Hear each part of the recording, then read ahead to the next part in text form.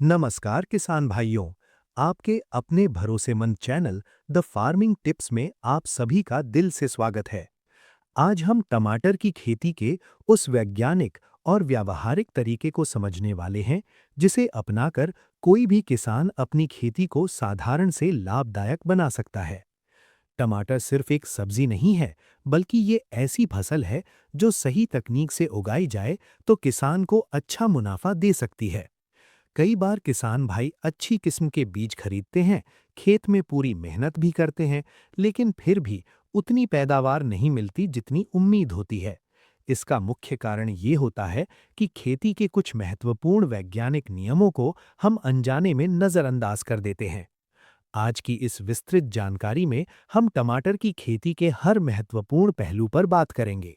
इसमें सही मौसम का चुनाव, मिट्टी की तैयारी, पौध तैयार करने की विधि, रोपाई का तरीका, पानी और खाद का सही प्रबंधन और रोग कीट नियंत्रण की पूरी जानकारी शामिल होगी।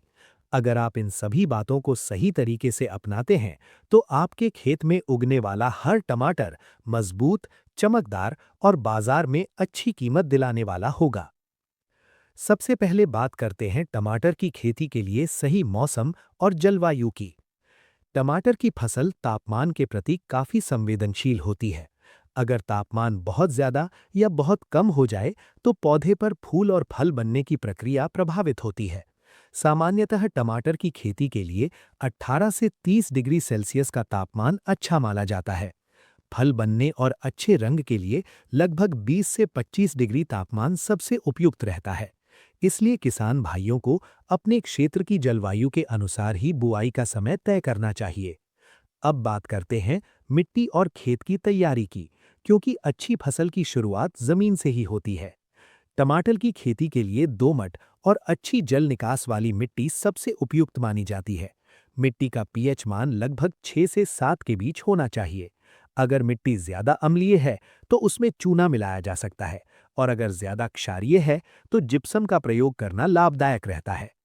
खेत की तैयारी करते समय सबसे पहले गहरी जुताई करें, ताकि मिट्टी अच्छी तरह भुरभुरी हो जाए और पुराने खरपतवार तथा कीटों के अंडे नष्ट हो जाएं। इसके बाद 2 से 3 बार हल्की जुताई करके मिट्टी को समतल कर लें।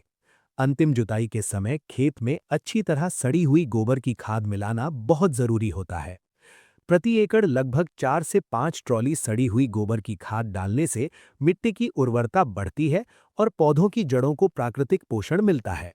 अगर इस गोबर की खाद में ट्राइकोडर्मा जैसे जैविक फफूंदनाशक मिलाकर खेत में डाला जाए, तो ये मिट्टी में मौजूद हानिकारक फफूंद को नियंत्रित करने में भी मदद करता है। रासायनिक खादों की बात करें, तो खेत की तैयारी के समय फास्फोरस और पोटैश वाली खाद देना जरूरी होता है। इससे पौधे की शुरुआती वृद्धि अच्छी होती है और जड़ों का विकास मजबूत होता है।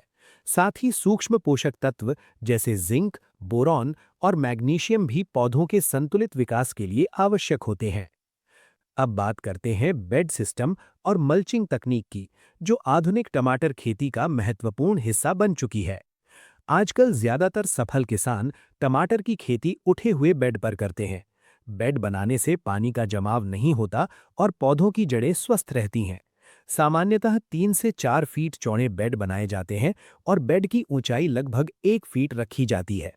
बेड तैयार करने के बाद ड्रिप सिंचाई पाइप बिछाई जाती है और उसके ऊपर मल्चिंग शीट लगाई जाती है। मल्चिंग लगाने के कई फायदे होते हैं। इससे खेत में खरपतवार कम उगते हैं, मिट्टी में नमी लंबे समय तक बनी रहती है और जड़ों के आसपास तापमान संतुलित रहता है। इससे पौधों की वृद्धि तेज होती है और पानी की बचत भी होती है। अब आते हैं नर्सरी तैयार करने की प्रक्रिया पर। टमाटर की अच्छी फसल के लिए स्वस्थ पौध तैयार करना बहुत जरूरी है। 1 एकड़ खेत के लिए लगभग 50 से 60 ग्राम हाइब्रिड बीज पर्याप्त होता है। पौध तैयार करने के लिए आजकल प्रो ट्रे तकनीक सबसे सुरक्षित और सफल मानी जाती है। प्रो ट्रे में कोकोपीट, वर्मिक्यूलाइट और परलाइट का मिश्रण भरकर बीज बोया जाता है। इससे पौधे की जड़ें अच्छी तरह विकसित होती हैं और रोपाई के समय पौध को कम नुकसान होता है। बीज बोने से पहले उसे फफूंदनाशक से उपचारित करना भी जरूरी होता है, ताकि शुरुआती बीमारियों से बचाव हो सके। नर्सरी को कीटों से बचाने के लिए उसे जाली या नेट से ढक कर रखना चाहिए, क्योंकि रस चूसने वाले कीट पौध अवस्था में ही वायरस फैला सकते हैं। अब बात करते हैं रोपाई यानी ट्रांसप्लांटिंग की। जब पौधे लगभग 25 से 30 दिन के हो जाएं और उनमें 4 से 5 सच्ची पत्तियां आ जाएं, तब उन्हें खेत में रोपाई के लिए तैयार माना जाता है। रोपाई हमेशा शाम के समय करना बेहतर होता है ताकि पौधों को तेज धूप का झटका ना लगे। पौधे से पौधे की दूरी लगभग 1.5 फीट और लाइन से लाइन की दूरी 4 से 5 फीट रखनी चाहिए। इससे हर पौधे को पर्याप्त धूप और हवा मिलती है, जिससे रोगों का खतरा भी कम होता है। रोपाई के तुरंत बाद हल्की सिंचाई करना जरूरी होता है ताकि पौधे मिट्टी में अच्छी तरह स्थापित हो जाएं। अब हम बात करेंगे पानी के प्रबंधन की, जो टमाटर की खेती में बहुत महत्वपूर्ण भूमिका निभाता है। शुरुआती दिनों में हल्की सिंचाई करनी चाहिए ताकि पौधे की जड़ें गहराई तक फैल सकें। अगर शुरुआत में ही बहुत ज्यादा पानी दे दिया जाए तो जड़ें सतह पर ही रह जाती हैं और पौधे कमजोर हो जाते हैं। फूल आने और फल बनने के समय मिट्टी में पर्याप्त नमी बनाए रखना जरूरी होता है। अगर इस समय पानी की कमी हो जाए तो फूल झड़ सकते हैं और फल कम बनते हैं। वहीं अगर अचानक बहुत ज्यादा पानी दे दिया जाए तो फल फटने की समस्या भी हो सकती है। अब बात करते हैं खाद प्रबंधन और फर्टिगेशन की। टमाटर की फसल में अलग अलग वृद्धि चरणों में अलग अलग पोषक तत्वों की आवश्यकता होती है। शुरुआती अवस्था में नाइट्रोजन और फास्फोरस की जरूरत होती है ताकि पौधे की वृद्धि अच्छी हो सके। जब पौधा तेजी से बढ़ने लगता है तब संतुलित एनपीके खाद देना जरूरी होता है। फूल आने की अवस्था में पोटैश और बोरॉन का महत्व बढ़ जाता है, क्योंकि ये तत्व फूलों को फल में बदलने में मदद करते हैं। फल बनने के बाद पोटैश की मात्रा बढ़ाने से टमाटर का आकार, वजन और रंग बेहतर होता है। साथ ही कैल्शियम देने से फल फटने की समस्या कम होती है और फल की गुणवत्ता अच्छी रहती है। अब बात करते हैं रोग और कीट प्रबंधन की। टमाटर की फसल में कई प्रकार की बीमारियां और कीट आक्रमण कर सकते हैं। इनमें झुलसा रोग, जड़ गलन, लीफ कर्ल वायरस और फल छेदक इल्ली प्रमुख है। इनसे बचाव के लिए खेत में नियमित निगरानी करना जरूरी है। फफूंद जनित रोगों से बचाव के लिए समय समय पर फफूंदनाशक का छिड़काव किया जा सकता है। वायरस से बचाव के लिए सफेद मक्खी को नियंत्रित करना बहुत जरूरी है।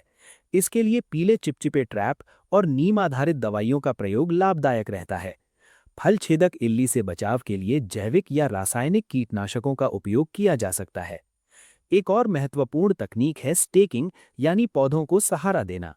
जब टमाटर के पौधे बड़े हो जाते हैं और उन पर फल लगने लगते हैं, तब उन्हें सहारे की जरूरत होती है।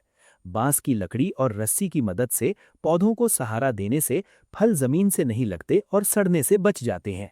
साथ ही पौधों के बीच हवा का संचार भी अच्छा रहता है, जिससे रोग कम लगते हैं और उत्पादन भी बढ़ता है। अंत में बात करते हैं खरपतवार नियंत्रण की।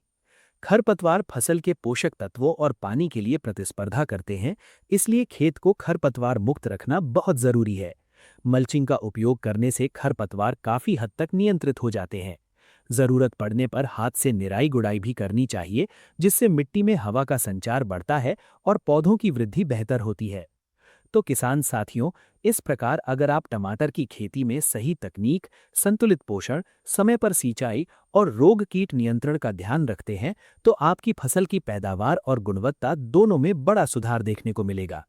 अगर आपको ये जानकारी उपयोगी लगी हो तो वीडियो को लाइक करें, अपने किसान मित्रों के साथ शेयर करें और खेती से जुड़ी ऐसी ही वैज्ञानिक जानकारी पाने के लिए द फार्मिंग टिप्स चैनल को जरूर सब्सक्राइब करें।